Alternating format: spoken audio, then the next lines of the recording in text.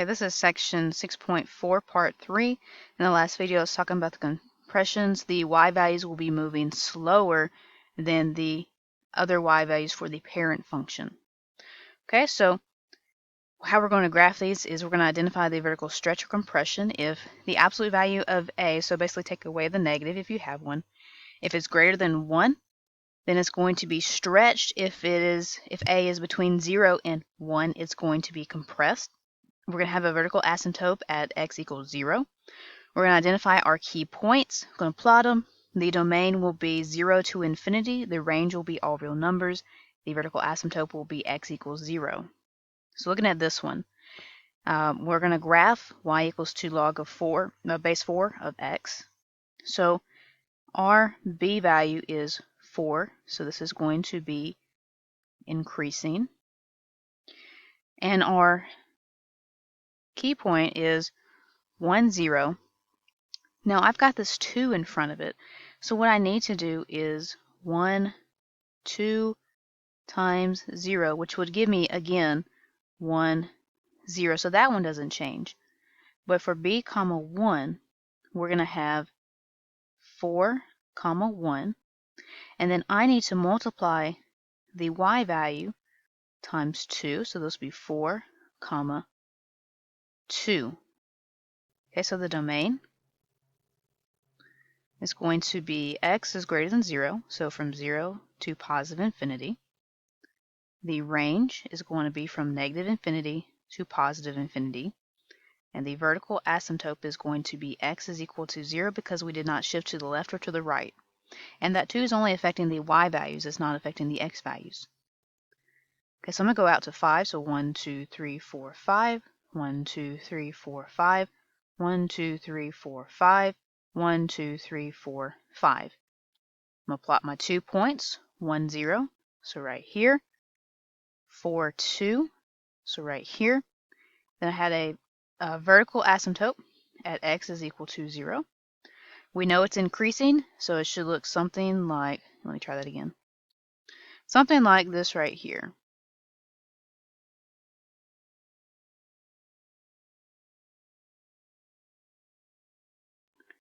Okay, so notice the 2, since it's greater than, over here, 1, we have a vertical stretch.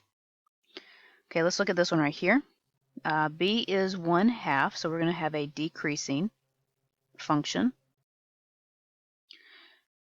So we are, our a is 1/2, so that means that since it's a fraction, it's going to be a compression. Our key point 1, 0 is going to remain 1, 0 because when I multiply the 1/2 times the 0, it's still going to be 0, so that one doesn't change. But the b, comma 1, which is 4, comma 1, whoops, sorry, our b is 4, which means we are increasing. Okay, so I'm going to take 4, comma 1/2 times 1. So that's going to give me 4, comma 1/2. And then our domain, which is x greater than 0, so from 0 to infinity. The range is negative infinity to infinity. And the vertical asymptote is x is equal to 0 because we did not shift to the left or to the right. 1, 2, 3, 4, 5, 1, 2, 3, 4, 5, 1, 2, 3, 4, 5, 1, 2, 3, 4, 5. So I'm going to plot these 2 key points. So here's my 1, 0, and then my 4, and then 1/2, so about there. We know it's increasing. We know we have a vertical asymptote at x is equal to 0, so right there. So it should look something like this right here. Okay, now let's look at this one right here. So now we have our base is 10. If I don't see anything, I assume it's 10. So we're going to have an increasing function. We have a is equal to 5, so that's greater than 1, so we're going to have a stretch. And also notice we've got x plus 2. So we have gone to the left by 2 units. So our key point 1, 0, that is going to be affected in the x values. Now essentially what we would be doing is this right here. We would be multiplying the 5 times the 0 because the 5 affects the y values, but that would still be 0. But since we have moved to the left by 2 units, I need to subtract by 2 for my x values. So this will be negative 1, comma 0.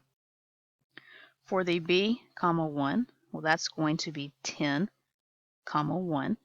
Now what I need to do is I need to multiply that 1 times 5, and I need to subtract 2 from the 10. So I'm going to go ahead and do 1 times 5 because of this 5 right here, and then minus 2 because of this right here because we're going to the left 2 units. So that's going to give us 8, comma 5 for our key points. Okay, now the domain, x plus 2 greater than 0. Subtract 2, so x is greater than negative 2. So we go from negative 2 up to positive infinity. The range is negative infinity to infinity. And the vertical asymptote is x is equal to 0. But since we have a horizontal shift and we went to the left, we need to subtract this by 2 as well. So x is equal to negative 2. Okay, so I'm going to go out to 8. So I'm going to plot these 2 points right here. So negative 1, 0. There's negative 1, 0. And then 8, 5. So 1, 2, 3, 4, 5. So about here. Okay, we have a vertical asymptote at x is equal to negative 2. So right here. And we know that it is increasing. Okay, so it should look something like this right here. Okay, now let's talk about reflections of the parent function f of x is equal to log of base b of x. So when we have the negative right in front of the log of base b of x, what that's going to do is reflect the parent function about the x-axis. So the domain will be 0 to infinity, the range will still be negative infinity to infinity, and the vertical asymptote will still be x is equal to 0. Okay, now when you have the x value inside the parentheses in front of the x, then it's going to reflect about the y-axis. So here, your domain is now negative infinity to 0. The range is still all real numbers, and your vertical asymptote is still is x equal to 0. So this is what has changed between the two. Okay.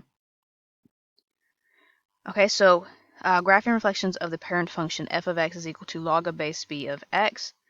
So here's all the things. If the negative is in front, what you're going to do is you're going to draw the vertical asymptote, and that's the same for both of them. Whether this one or this one, for both of them, you're going to have a vertical asymptote of x is equal to 0. For both of them, you're going to have an x-intercept of 1, 0. And then for the negative in front of the log of base b of x, it's going to go about or reflect about the x-axis. When the negative is in the parentheses, it's going to reflect about the y-axis. For both of them, you'll draw a smooth curve through the point. For the one with the negative on the outside or in front of the log, the domain will be 0 to infinity, the range will be all real numbers, and the vertical asymptote will be x is equal to 0. When the negative is inside the parentheses, the domain will be negative infinity to 0, the range will be all real numbers, and the vertical asymptote will be x equal to 0. Now let's look at this right here. Okay, so we got the negative on the inside of the parentheses in front of the x. So what we're going to do is we're going to identify b, which is 10, so we have an increasing function. One of our key points, 1, 0. Well, I'm basically multiplying negative 1 to my x values, so I need to do the same thing with this key point. So I'm going to take negative 1 times 1, 0. So that'll give me negative 1, 0. The b, 1, which is 10, 1. I need to do the same thing. I need to multiply -1 times that 10. So that will give me -10, comma 0. Oops, sorry, those should be ones, not zeros. Okay. All right, so what our function should look like, and let's go ahead and get our domain in. So negative x greater than 0. Divide by -1, so x is less than, okay, that's going to be 0. So this goes from -infinity to 0. The range is going to be -infinity to infinity. And the vertical asymptote is going to be x is equal to 0. Okay, so what we have is, let me go out to, I guess, 10 for this one. Okay, I'm going to plot these 2 points. So -1, 0, so right here. -1, 0. And then -10, 1, so right here. We have a vertical asymptote at x is equal to 0. Okay, now we know that when the base is greater than 1, it's going to be increasing. If it's between 0 and 1, it's going to be decreasing. Except when you talk about reflections. Okay, we said that this is supposed to be a increasing function, but what I have done is I have flipped it over the y-axis. Okay, so instead of it looking like this, where everything is positive, instead of looking like this right here, I'm flipping it over the y-axis, and here's my y-axis, to where it should look like this right here. Okay, so that's flipped over the y-axis. Notice this function is decreasing. Okay, and then, so when you're talking about reflections, when b is greater than 1, but you have a reflection over the y-axis, well, hey, it's actually decreasing. So that's a little bit confusing right there. So just keep that in mind, okay? So our final answer is, get rid of this over here. Okay, there's our final answer right there. There's our graph. Okay, let's look at this one right here, where we've got a negative in front of the entire log and then a negative inside the parentheses. Okay, so we'll take b is equal to 10 again. And so we'll write increasing for now.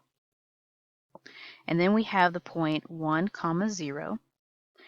Well, I need to multiply this times -1, oops, to both the x and the y. So that will give me -1, comma 0. I need to take this one right here, and I need to do the same thing. -1 times 10, -1 times 1, and I'm doing -1 times both the x and the y. Because of this negative, I am multiplying -1 times my x values. Because of this negative, I'm multiplying -1 times my y values. Okay, so this will give us -10, comma -1. Okay, so let's look at our domain. -x is greater than 0, so divide by -1. So we have x is less than 0, so -infinity to 0. The range is still -infinity to infinity. Vertical asymptote is still x is equal to 0 because we did not shift to the left or to the right. Okay, so go ahead and get 10 on all this. Okay, let's go ahead and plot these 2 points right here. So -1, 0 would be right here. -10, -1 would be right here. We have a vertical asymptote at x is equal to 0. Okay, so it looks like it's going like this right here. Okay, and we'll talk about why this one is actually increasing in the next video.